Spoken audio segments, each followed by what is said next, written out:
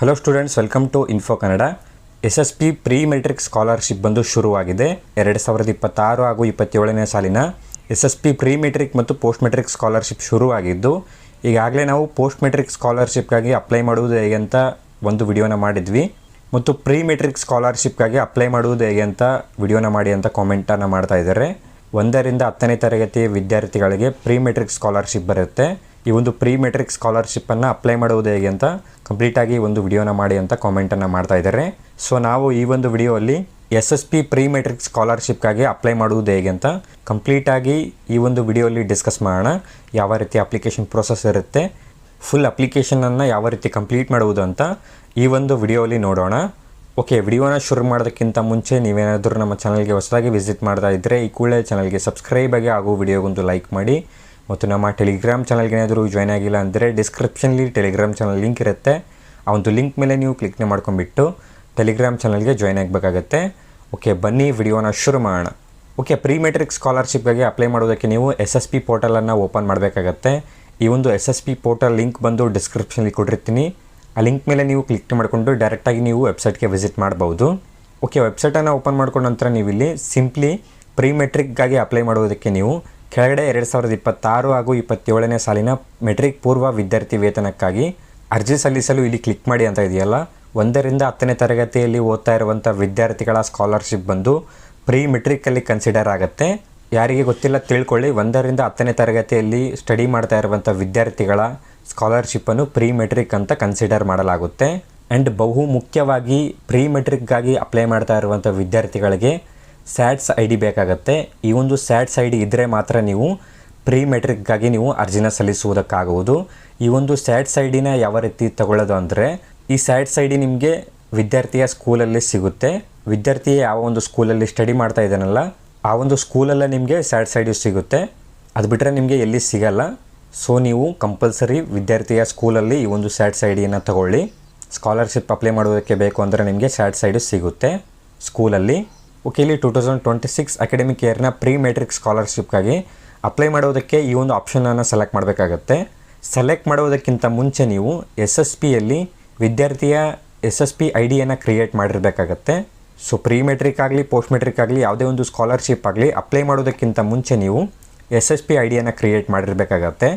So SSP IDಯನ್ನು create ಮಾಡೋದಕ್ಕೆ ನೀವು ಸಿಂಪ್ಲಿ ಇಲ್ಲಿ ಹೊಸ ಖಾತೆಯನ್ನು ಸೃಜಿಸಲು ಅಂತ ಇದೆಯಲ್ಲ, ಕ್ರಿಯೇಟ್ ಎ ನ್ಯೂ ಅಕೌಂಟ್ ಅಂತ ಇರುತ್ತೆ. ನಿಮ್ಮ ಒಂದು SSP IDಯನ್ನು ಕ್ರಿಯೇಟ್ ಮಾಡೋದಕ್ಕೆ ಫ್ರೆಶ್ ಆಗಿ ಅಪ್ಲೈ ಮಾಡ್ತಾ ಇರುವಂಥ ವಿದ್ಯಾರ್ಥಿಗಳ SSP IDಯನ್ನು ನೀವು ಕಂಪಲ್ಸರಿ ಕ್ರಿಯೇಟ್ ಮಾಡಬೇಕಾಗತ್ತೆ. ಸಿಂಪ್ಲಿ ಇಲ್ಲಿ ಹೊಸ ಖಾತೆಯನ್ನು ಸೃಜಿಸಲು ಇಲ್ಲಿ ಕ್ಲಿಕ್ ಮಾಡಿ ಅಂತ ಇದೆಯಲ್ಲ, ಈ ಒಂದು ಆಪ್ಷನನ್ನು ಸೆಲೆಕ್ಟ್ ಮಾಡಿಕೊಂಡು ನೀವು ಹೊಸದಾಗಿ ಅರ್ಜಿನ ಸಲ್ಲಿಸ್ತಾ ಇರುವಂಥ ವಿದ್ಯಾರ್ಥಿಗಳ SSP IDಯನ್ನು ಕ್ರಿಯೇಟ್ ಮಾಡಬೇಕಾಗತ್ತೆ. ಸಿಂಪ್ಲಿ ಈ ಒಂದು ಆಪ್ಷನನ್ನು ಸೆಲೆಕ್ಟ್ ಮಾಡ್ಕೊಂಡ ನಂತರ ನಿಮಗೆ ಇಲ್ಲಿ ಕ್ರಿಯೇಟ್ ಅಕೌಂಟ್ ಅಂತ ಶೋ ಆಗುತ್ತೆ. ಎಂಟರ್ ಸ್ಟೂಡೆಂಟ್ ಆಧಾರ್ ನಂಬರ್ ಅಂತ ಇದೆಯಲ್ಲ, ಇಲ್ಲಿ ವಿದ್ಯಾರ್ಥಿಯ ಆಧಾರ್ ಕಾರ್ಡ್ ನಂಬರ್ನ ಫಿಲ್ ಮಾಡಿಕೊಂಡು ಇಲ್ಲಿ ಕ್ಲಿಕ್ ಟು ಪ್ರೊಸೀಡ್ ಮೇಲೆ ಕ್ಲಿಕ್ ಮಾಡಿಕೊಂಡು ವಿದ್ಯಾರ್ಥಿಯ SSP IDಯನ್ನು ಕ್ರಿಯೇಟ್ ಮಾಡ್ಕೊಳ್ಳಿ. ಆಧಾರ್ ಕಾರ್ಡ್ ನಂಬರ್ ಎಂಟರ್ ಮಾಡ್ಕೊಂಡ ನಂತರ ನಿಮಗೆ ಕೆಲವು ಪರ್ಸನಲ್ ಡೀಟೇಲ್ಸ್ ಕೇಳುತ್ತೆ. ಪರ್ಸನಲ್ ಡೀಟೇಲ್ಸನ್ನು ಫಿಲ್ ಮಾಡಿಕೊಂಡು ನೀವು SSP IDಯನ್ನು ಕ್ರಿಯೇಟ್ ಮಾಡ್ಕೊಳ್ಳಿ. ಈಗಾಗಲೇ SSP IDಯನ್ನು ಯಾವ ರೀತಿ ಕ್ರಿಯೇಟ್ ಮಾಡೋದು ಅಂತ ನಾವು ವಿಡಿಯೋ ಮಾಡಿದ್ದೀವಿ. ಈ ಒಂದು ವಿಡಿಯೋ ನೋಡಿಕೊಂಡು ನೀವು SSP IDಯನ್ನು ಕ್ರಿಯೇಟ್ ಮಾಡ್ಬೋದು. ಡಿಸ್ಕ್ರಿಪ್ಷನಲ್ಲಿ ಕೂಡ ಈ ಒಂದು ವಿಡಿಯೋ ಲಿಂಕ್ ಹಾಕಿರ್ತೀನಿ. ಸೊ SSP IDನ ಕ್ರಿಯೇಟ್ ಮಾಡ್ಕೊಳ್ಳಿ. ಮತ್ತು ಈಗಾಗಲೇ SSP IDಯನ್ನು ಕ್ರಿಯೇಟ್ ಮಾಡಿ ಹೋದ ವರ್ಷ ಅರ್ಜಿನ ಸಲ್ಲಿಸಿರುವಂಥ ವಿದ್ಯಾರ್ಥಿಗಳು ನೀವು ಅಥವಾ ನಿಮ್ಮ ಒಂದು ಮಗುವಿನ ಅಪ್ಲಿಕೇಶನನ್ನು ಸಬ್ಮಿಟ್ ಮಾಡಿರುವಂಥ ಪೇರೆಂಟ್ಸ್ ನೀವು ಸಿಂಪ್ಲಿ ನಿಮಗೆ ರಿನಿವಲ್ ಪ್ರೊಸೆಸ್ ಇರುತ್ತೆ. ರಿನಿವಲ್ ಪ್ರೊಸೆಸ್ ಅಂದರೆ ನೀವು ಸಿಂಪ್ಲಿ ನಿಮ್ಮ ಒಂದು SSP ID ಮೂಲಕ ನೀವು ಲಾಗಿನ್ ಆಗಿಬಿಟ್ಟು ಅಪ್ಲಿಕೇಶನನ್ನು ಸಬ್ಮಿಟ್ ಮಾಡಬೇಕಾಗತ್ತೆ. Okay, simply SSP ID create ಆದ ನಂತರ ಇಲ್ಲಿ 2026 ಹಾಗೂ 27ನೇ ಸಾಲಿನ ಮೆಟ್ರಿಕ್ ಪೂರ್ವ ವಿದ್ಯಾರ್ಥಿ ವೇತನಕ್ಕೆ ಅರ್ಜಿ ಸಲ್ಲಿಸಲು ಇಲ್ಲಿ ಕ್ಲಿಕ್ ಮಾಡಿ ಅಂತ ಇದೆಯಲ್ಲ, ಈ ಒಂದು ಆಪ್ಷನನ್ನು ಸೆಲೆಕ್ಟ್ ಮಾಡ್ಕೊಳ್ಳಿ. ಯಾರೆಲ್ಲ SSP IDಯನ್ನು ಕ್ರಿಯೇಟ್ ಮಾಡಿದಾರ ನೀವು ಇಲ್ಲಿ ಲಾಗಿನ್ ಆಗಿಬಿಟ್ಟು ಅಪ್ಲೈಯನ್ನು ಮಾಡಬೇಕಾಗತ್ತೆ. ಓಕೆ, ಲಾಗಿನ್ ಮೇಲೆ ಕ್ಲಿಕ್ ಮಾಡ್ಕೊಂಡ ನಂತರ ನಿಮಗೆ ಈ ರೀತಿ ಪೇಜ್ ಓಪನ್ ಆಗುತ್ತೆ. ಸಿಂಪ್ಲಿ ಇಲ್ಲಿ ಯೂಸರ್ ID ಅಂತ ಇದೆಯಲ್ಲ, ನಿಮ್ಮ ಒಂದು SSP IDಯನ್ನು ಫಿಲ್ ಮಾಡ್ಕೊಳ್ಳಿ. ಅದಾದ ನಂತರ ಪಾಸ್ವರ್ಡ್ ಅಂತ ಇದೆಯಲ್ಲ, ನೀವು ಸೆಟ್ ಮಾಡಿರುವಂಥ ಪಾಸ್ವರ್ಡನ್ನು ಫಿಲ್ ಮಾಡ್ಕೊಳ್ಳಿ. SSP ID ಕ್ರಿಯೇಟ್ ಮಾಡುವಾಗ ಪಾಸ್ವರ್ಡ್ ಸೆಟ್ ಮಾಡಿರ್ತಿರಲ್ಲ, ಆ ಒಂದು ಪಾಸ್ವರ್ಡನ್ನು ಫಿಲ್ ಮಾಡ್ಕೊಳ್ಳಿ. ಒಂದು ವೇಳೆ ನಿಮ್ಮ ಒಂದು ಪಾಸ್ವರ್ಡನ್ನು ಮರ್ತೋಗಿದ್ರೆ ನೀವು ಇಲ್ಲಿ ಕೆಳಗಡೆ ಫಾರ್ಗೆಟ್ ಪಾಸ್ವರ್ಡ್ ಮೇಲೆ ಕ್ಲಿಕ್ ಮಾಡಿಕೊಂಡು ನಿಮ್ಮ ಒಂದು ಪಾಸ್ವರ್ಡನ್ನು ರಿಸೆಟ್ ಮಾಡ್ಬೋದು. ಅಥವಾ ನಿಮ್ಮ ಒಂದು SSP IDಯನ್ನು ಮರ್ತೋಗಿದ್ರೆ ನೀವು ಇಲ್ಲಿ ಕೆಳಗಡೆ ನೋ ಯುವರ್ SSP ID ಅಂತ ಇದೆಯಲ್ಲ, ಈ ಒಂದು ಆಪ್ಷನ್ ಮೂಲಕ ನಿಮ್ಮ ಒಂದು SSP IDಯನ್ನು ಫೈಂಡ್ ಔಟ್ ಮಾಡ್ಬೋದು. ಪಾಸ್ವರ್ಡನ್ನು ಫಿಲ್ ಮಾಡ್ಕೊಂಡ ನಂತರ ಇಲ್ಲಿ ಕೊಟ್ಟಿರುವಂಥ ಕ್ಯಾಪ್ಚಾನ ಫಿಲ್ ಮಾಡಿಕೊಂಡು ಕೆಳಗಡೆ ಸ್ಟೂಡೆಂಟ್ ಲಾಗಿನ್ ಅಂತ ಇದೆಯಲ್ಲ, ಸ್ಟೂಡೆಂಟ್ ಲಾಗಿನ್ ಮೇಲೆ ನೀವು ಕ್ಲಿಕ್ ಮಾಡಬೇಕಾಗತ್ತೆ. ಓಕೆ, ಲಾಗಿನ್ ಮೇಲೆ ಕ್ಲಿಕ್ ಮಾಡ್ಕೊಂಡ ನಂತರ ನಿಮಗೆ ಮೊದಲನೇದಾಗಿ ಇಂಪಾರ್ಟೆಂಟ್ ಇನ್ಸ್ಟ್ರಕ್ಷನ್ಸ್ ಅಂತ ಹೇಳಿ ಇಲ್ಲಿ ನಿಮಗೆ ಕೆಲವು ಇಂಪಾರ್ಟೆಂಟ್ ಇನ್ಸ್ಟ್ರಕ್ಷನ್ಸನ್ನು ನೀಡಿರ್ತಾರೆ. ಈ ಒಂದು ಇನ್ಸ್ಟ್ರಕ್ಷನ್ಸನ್ನು ಫಾಲೋ ಮಾಡಿದರೆ ಮಾತ್ರ ನಿಮಗೆ SSP ಸ್ಕಾಲರ್ಶಿಪ್ ಬಂದು ಸಿಗೋದು. ಸೊ ಕ್ವಿಕ್ಕಾಗಿ ನಾವು ಇಂಪಾರ್ಟೆಂಟ್ ಇನ್ಸ್ಟ್ರಕ್ಷನ್ಸ್ನ ನೋಡಿಬಿಡೋಣ. ಓಕೆ, ಮೊದಲನೇದಾಗಿ ಅರ್ಜಿಯನ್ನು ಸಲ್ಲಿಸುವ ಮೊದಲು ಬಳಕೆದಾರರು ಯೂಸರ್ ಮ್ಯಾನ್ಯುವಲನ್ನು ನೋಡಬೇಕಾಗತ್ತೆ. ಯೂಸರ್ ಮ್ಯಾನ್ಯುವಲನ್ನು ನೋಡಿಕೊಂಡು ನೀವು ಅಪ್ಲೈ ಮಾಡಬೇಕಾಗತ್ತೆ. ಯೂಸರ್ ಮ್ಯಾನ್ಯುವಲ್ ನೋಡೋ ಅವಶ್ಯಕತೆ ಇಲ್ಲ, ನಾನು ನಿಮಗೆ ಅಪ್ಲೈ ಮಾಡುವುದು ಹೇಗೆ ಅಂತ ಸ್ಟೆಪ್ ಬೈ ಸ್ಟೆಪ್ ಹೇಳ್ತೀನಿ. ಅದಾದ ನಂತರ ಮಿಸ್ಸಾಗಿ ಅಪ್ಲಿಕೇಶನಲ್ಲಿ ತಪ್ಪಾದ ವಿವರಗಳನ್ನು ನೀಡಿದರೆ ನಿಮ್ಮೊಂದು ಅಪ್ಲಿಕೇಶನ್ ಬಂದು ಡೈರೆಕ್ಟಾಗಿ ರಿಜೆಕ್ಟ್ ಆಗುತ್ತೆ. ಅದಾದ ನಂತರ ಬ್ಯಾಂಕ್ ಅಕೌಂಟ್ ಮತ್ತು ಆಧಾರ್ ಸೀಡಿಂಗ್ ಆಗಿರಬೇಕಾಗತ್ತೆ. ಅದಾದ ನಂತರ bank account Aadhaar card seeded ಆಗಿರಬೇಕಾಗತ್ತೆ. NPCI ಮ್ಯಾಪಿಂಗ್ ಆಗಿರಬೇಕಾಗತ್ತೆ. ಓಕೆ, ಅದಾದ ನಂತರ ಸ್ಯಾಡ್ ಸೈಡಿ ಬೇಕಾಗುತ್ತೆ. ನಾನು ಈಗಾಗಲೇ ಸ್ಯಾಡ್ ಸೈಡಿ ಎಲ್ಲಿ ತೊಗೊಳ್ಳೋದು ಅಂತ ಹೇಳಿದ್ದೀನಿ. ಅದಾದ ನಂತರ ನಿಮ್ಮ ಒಂದು ಡೀಟೇಲ್ಸ್ ಬಂದು ಎಲ್ಲ ಕರೆಕ್ಟಾಗಿರಬೇಕಾಗತ್ತೆ. ಓಕೆ, ಅದಾದ ನಂತರ ಮೇನ್ ಇಂಪಾರ್ಟೆಂಟಾಗಿ ಕುಟುಂಬ ID ಈಸ್ ಮ್ಯಾಂಡೇಟರಿ ಫಾರ್ ಅಂತ ಇದೆಯಲ್ಲ, ಕೆಲವೊಂದು ವಿದ್ಯಾರ್ಥಿಗಳಿಗೆ ಕುಟುಂಬ ID ಬೇಕಾಗತ್ತೆ. ಸೊ ಇಲ್ಲಿ ಯಾವೊಂದು ವಿದ್ಯಾರ್ಥಿಗಳಿಗೆ ಕುಟುಂಬ ID ಬೇಕಾಗತ್ತೆ ಅಂದರೆ ಯಾರೆಲ್ಲ CM ರೈತ ವಿದ್ಯಾನಿಧಿ, ಅಗ್ರಿಕಲ್ಚರ್ ಲೇಬರ್ ವಿದ್ಯಾನಿಧಿ ಮತ್ತು ಮೀನುಗಾರರ ವಿದ್ಯಾನಿಧಿಗೆ ಸ್ಕೀಮ್ಗಾಗಿ ಅಪ್ಲೈ ಮಾಡ್ತಾ ಇದ್ದಾರಲ್ಲ, ಈ ಒಂದು ಸ್ಕೀಮಲ್ಲಿ ಅಪ್ಲೈ ಮಾಡ್ತಾ ಇರುವಂಥ ವಿದ್ಯಾರ್ಥಿಗಳಿಗೆ ಕಂಪಲ್ಸರಿ ಕುಟುಂಬ ID ಬೇಕಾಗತ್ತೆ. ಇಲ್ಲಿ ಕುಟುಂಬ ID ಪೋರ್ಟಲಲ್ಲಿ ನೀವು ವಿದ್ಯಾರ್ಥಿಗಳ ಕುಟುಂಬ IDಯನ್ನು ಜನರೇಟ್ ಮಾಡಬೇಕಾಗತ್ತೆ. ಸೊ ಯಾರೆಲ್ಲ ರೈತ ವಿದ್ಯಾನಿಧಿ, ಅಗ್ರಿಕಲ್ಚರ್ ಲೇಬರ್ ವಿದ್ಯಾನಿಧಿ ಮತ್ತು ಮೀನುಗಾರರ ವಿದ್ಯಾನಿಧಿಗೆ ಸ್ಕೀಮ್ಗಾಗಿ ಅಪ್ಲೈ ಮಾಡ್ತಾ ಇದ್ದಾರೆ, ಆ ಒಂದು ವಿದ್ಯಾರ್ಥಿಗಳ ಕುಟುಂಬ ID ಕಂಪಲ್ಸರಿ ಬೇಕಾಗತ್ತೆ. ಯಾರೆಲ್ಲ ರೈತರ ಮಕ್ಕಳಿದ್ದೀರಾ ಮತ್ತು ಅಗ್ರಿಕಲ್ಚರ್ ಇರುವಂಥ, ಲೇಬರ್ ಇರುವಂಥ ಮಕ್ಕಳಿದ್ದೀರಾ ಹಾಗೂ ಫಿಶರ್ಮ್ಯಾನ್ ಸ್ಟೂಡೆಂಟ್ಸ್ ಇದ್ದೀರಾ, ಈ ಒಂದು ವಿದ್ಯಾರ್ಥಿಗಳಿಗೆ ಕಂಪಲ್ಸರಿ ಕುಟುಂಬ ID ಬೇಕಾಗುತ್ತೆ. ಈ ಒಂದು ಪೋರ್ಟಲ್ ಮೂಲಕ ನೀವು ಕುಟುಂಬ IDಯನ್ನು ಜನರೇಟ್ ಮಾಡಿಕೊಂಡು ಸ್ಕಾಲರ್ಶಿಪ್ಗೆ ಅಪ್ಲೈ ಮಾಡಬೇಕಾಗತ್ತೆ, ಕಂಪಲ್ಸರಿ ಆಗಿರುತ್ತೆ. ಉಳಿದ ಎಲ್ಲ ವಿದ್ಯಾರ್ಥಿಗಳಿಗೆ ನೀವು ನಾರ್ಮಲ್ ಅಪ್ಲೈ ಮಾಡುವ ಪ್ರೊಸೆಸ್ ಇರುತ್ತೆ, ಕುಟುಂಬ ID ಬೇಕಾಗಲ್ಲ. ಓಕೆ, ಅರ್ಥ ಆಗಿದೆ ಅಂದ್ಕೊಂಡಿದ್ದೀನಿ. ಏನಾದರೂ ಡೌಟ್ಸ್ ಇದ್ದರೆ ಕೆಳಗಡೆ ಕಾಮೆಂಟ್ ಹಾಕಿ. ಓಕೆ, ಅದಾದ ನಂತರ ಡೈರೆಕ್ಟಾಗಿ ನೀವು ಅಪ್ಲೈ ಮಾಡೋದಕ್ಕೆ, ಸೊ ನೀವು ಇಲ್ಲಿ ನೋಡ್ಬೋದು, ಅಪ್ಲೈ ಮಾಡೋದಕ್ಕೆ ನಿಮಗೆ 3 ಸ್ಟೆಪ್ಸ್ ಇರುತ್ತೆ. 3 ಸ್ಟೆಪ್ಸನ್ನು ಕಂಪ್ಲೀಟ್ ಮಾಡಿದರೆ ಮಾತ್ರ ನಿಮಗೆ ನಿಮ್ಮ ಒಂದು ಸ್ಕಾಲರ್ಶಿಪ್ ಬಂದು ಅಪ್ಲೈ ಆಗುವುದು. ಒಂದೊಂದು ಸ್ಟೆಪ್ನ ನಾವು ಯಾವ ರೀತಿ ಫಿಲ್ ಮಾಡೋದು ಅಂತ ನೋಡೋಣ. ಓಕೆ, ಸ್ಟೆಪ್ 1 ಅಂತ ಇದೆಯಲ್ಲ, ಇಲ್ಲಿ ಕೆಳಗಡೆ ನಿಮಗೆ ಸಬ್ಮಿಟ್ ಡೀಟೇಲ್ಸ್ ಅಂತ ಇರುತ್ತೆ. ಸ್ಟೆಪ್ 1ನಲ್ಲಿ ನೀವು ಸಬ್ಮಿಟ್ ಡೀಟೇಲ್ಸ್ ಮೇಲೆ ಕ್ಲಿಕ್ ಮಾಡ್ಕೊಳ್ಳಿ. ಓಕೆ, ಸಬ್ಮಿಟ್ ಮೇಲೆ ಕ್ಲಿಕ್ ಮಾಡ್ಕೊಂಡ ನಂತರ ನಿಮಗೆ ಈ ರೀತಿ ಓಪನ್ ಆಗುತ್ತೆ. ಇಲ್ಲಿ ಮೊದಲನೇದಾಗಿ ಸ್ಯಾಡ್ ಸೈಡಿ ಅಂತ ಇದೆಯಲ್ಲ, ಇಲ್ಲಿ ನಿಮ್ಮ ಒಂದು ಸ್ಯಾಡ್ ಸೈಡಿಯನ್ನು ಎಂಟರ್ ಮಾಡ್ಕೊಳ್ಳಿ. ವಿದ್ಯಾರ್ಥಿಯ ಸ್ಯಾಡ್ ಸೈಡಿಯನ್ನು ಫಿಲ್ ಮಾಡ್ಕೊಳ್ಳಿ. ಸ್ಯಾಡ್ ಸೈಡಿ ವಿದ್ಯಾರ್ಥಿಯ ಸ್ಕೂಲಲ್ಲಿ ಸಿಗುತ್ತೆ, ಆ ಒಂದು ಸ್ಯಾಡ್ ಸೈಡಿಯನ್ನು ನೀವು ಇಲ್ಲಿ ಫಿಲ್ ಮಾಡ್ಕೊಳ್ಳಿ. ಓಕೆ, ಸ್ಯಾಡ್ ಸೈಡಿಯನ್ನು ಫಿಲ್ ಮಾಡ್ಕೊಂಡ ನಂತರ ಸಿಂಪ್ಲಿ ಕೆಳಗಡೆ ಗೆಟ್ ಡಾಟಾ ಅಂತ ಇದೆಯಲ್ಲ, ಈ ಒಂದು ಗೆಟ್ ಡಾಟಾ ಮೇಲೆ ಕ್ಲಿಕ್ ಮಾಡ್ಕೊಳ್ಳಿ. ಗೆಟ್ ಡಾಟಾ ಮೇಲೆ ಕ್ಲಿಕ್ ಮಾಡ್ಕೊಂಡ ನಂತರ ನೀವು ಇಲ್ಲಿ ನೋಡ್ಬೋದು, ವಿದ್ಯಾರ್ಥಿಯ ಡೀಟೇಲ್ಸ್ ಇಲ್ಲಿ ಆಟೋಮೆಟಿಕ್ಕಾಗಿ ಫೆಚ್ ಆಗುತ್ತೆ. ಸ್ಟೂಡೆಂಟ್ ನೇಮ್ ಆಗಿರ್ಬೋದು, ಡೇಟ್ ಆಫ್ ಬರ್ತ್ ಆಗಿರ್ಬೋದು, ಜೆಂಡರ್ ಆಗಿರ್ಬೋದು, ಕರೆಂಟ್ ಕ್ಲಾಸ್ ಆಗಿರ್ಬೋದು, ಸ್ಕೂಲ್ ನೇಮ್ ಆಗಿರ್ಬೋದು, ಅಡ್ರೆಸ್ ಆಗಿರ್ಬೋದು, ಗ್ರೇಡ್ ಆಗಿರ್ಬೋದು, ಫಾದರ್ ಮತ್ತು ಮದರ್ ನೇಮ್ ಆಗಿರ್ಬೋದು, ಇಲ್ಲಿ ಎಲ್ಲ ಒಂದು ವಿದ್ಯಾರ್ಥಿಯ ಡೀಟೇಲ್ಸ್ ಬಂದು ಆಟೋಮೆಟಿಕ್ಕಾಗಿ ಫೆಚ್ ಆಗುತ್ತೆ. ಒಂದ್ಸರಿ ವಿದ್ಯಾರ್ಥಿಯ ಡೀಟೇಲ್ಸನ್ನು ಚೆಕ್ ಮಾಡಿಕೊಂಡು ಕೆಳಗಡೆ ಸ್ಕ್ರೋಲ್ ಮಾಡ್ಕೊಳ್ಳಿ. ಕೆಳಗಡೆ ನೀವು ಸೇವ್ ಆ್ಯಂಡ್ ಪ್ರೊಸೀಡ್ ಅಂತ ಇದೆಯಲ್ಲ, ಈ ಒಂದು ಸೇವ್ ಆ್ಯಂಡ್ ಪ್ರೊಸೀಡ್ ಮೇಲೆ ಕ್ಲಿಕ್ ಮಾಡ್ಕೊಳ್ಳಿ. ಒಂದ್ಸರಿ ಎಲ್ಲ ಡೀಟೇಲ್ಸನ್ನು ಚೆಕ್ ಮಾಡಿಕೊಂಡು ಪೇರೆಂಟ್ ಅಕ್ಯುಪೇಷನ್ ಡೀಟೇಲ್ಸ್ ಅಂತ ಇದೆಯಲ್ಲ, ಪೋಷಕರ ಅನೈರ್ಮಲ್ಯ ವೃತ್ತಿಯ ವಿವರಗಳನ್ನು ನಮೂದಿಸಿ ಅಂತ ಕೇಳಿದ್ದಾರೆ. ಇಲ್ಲಿ ಕೇರ್ಫುಲ್ಲಾಗಿ ನೋಡ್ಕೊಳ್ಳಿ. ವಿದ್ಯಾರ್ಥಿಯ ಪೇರೆಂಟ್ಸ್ ಏನಾದರೂ ಅನ್ಕ್ಲೀನಿಂಗ್ ಆಕ್ಯುಪೇಷನಲ್ಲಿ ವರ್ಕ್ ಮಾಡ್ತಾ ಇದ್ದರೆ, ಅಂದರೆ ಈ ಒಳಚರಂಡಿ ಆಗಿರ್ಬೋದು, ಅನ್ಕ್ಲೀನ್ ಇರುವಂಥ ಟ್ಯಾಂಕರ್ಗಳಾಗಿರ್ಬೋದು, ಯಾವುದೇ ಒಂದು ಅನ್ಕ್ಲೀನ್ ಇರುವಂಥ ಪ್ಲೇಸಲ್ಲಿ ವಿದ್ಯಾರ್ಥಿಯ ಪೋಷಕರು ವರ್ಕ್ ಮಾಡ್ತಾ ಇದ್ದರೆ ನೀವಿಲ್ಲಿ ಎಸ್ಸನ್ನು ಸೆಲೆಕ್ಟ್ ಮಾಡ್ಕೊಳ್ಳಿ. ಅಥವಾ ಪೇರೆಂಟ್ಸ್ ಏನಾದರೂ ಬೇರೆ ವರ್ಕ್ ಮಾಡ್ತಾ ಇದ್ದರೆ ನೀವಿಲ್ಲಿ ನೋ ಅನ್ನು ಸೆಲೆಕ್ಟ್ ಮಾಡ್ಕೊಳ್ಳಿ. ಓಕೆ, ಸೆಲೆಕ್ಟ್ ಮಾಡ್ಕೊಂಡ ನಂತರ ಸಿಂಪ್ಲಿ ಕೆಳಗಡೆ ಸೇವ್ ಆ್ಯಂಡ್ ಪ್ರೊಸೀಡ್ ಅಂತ ಇದೆಯಲ್ಲ, ಈ ಒಂದು ಸೇವ್ ಆ್ಯಂಡ್ ಪ್ರೊಸೀಡ್ ಮೇಲೆ ನೀವು ಕ್ಲಿಕ್ ಮಾಡ್ಕೊಳ್ಳಿ. ಓಕೆ, ಸೇವ್ ಆ್ಯಂಡ್ ಪ್ರೊಸೀಡ್ ಮೇಲೆ ಕ್ಲಿಕ್ ಮಾಡ್ಕೊಂಡ ನಂತರ ನಿಮಗೆ 2ನೇ ಸ್ಟೆಪ್ ಬಂದು ಓಪನ್ ಆಗುತ್ತೆ. 2ನೇ ಸ್ಟೆಪ್ಪಲ್ಲಿ do you have caste and income certificate ಅಂತ ಕೇಳ್ತಾರೆ. ನಿಮ್ಮ ಬಳಿ ಕಂಪಲ್ಸರಿ ವಿದ್ಯಾರ್ಥಿಯ ಕ್ಯಾಸ್ಟ್ ಆ್ಯಂಡ್ ಇನ್ಕಮ್ ಸರ್ಟಿಫಿಕೇಟ್ ಇರಬೇಕಾಗತ್ತೆ. ಸೊ ನೀವಿಲ್ಲಿ ಎಸ್ಸನ್ನು ಸೆಲೆಕ್ಟ್ ಮಾಡ್ಕೊಳ್ಳಿ.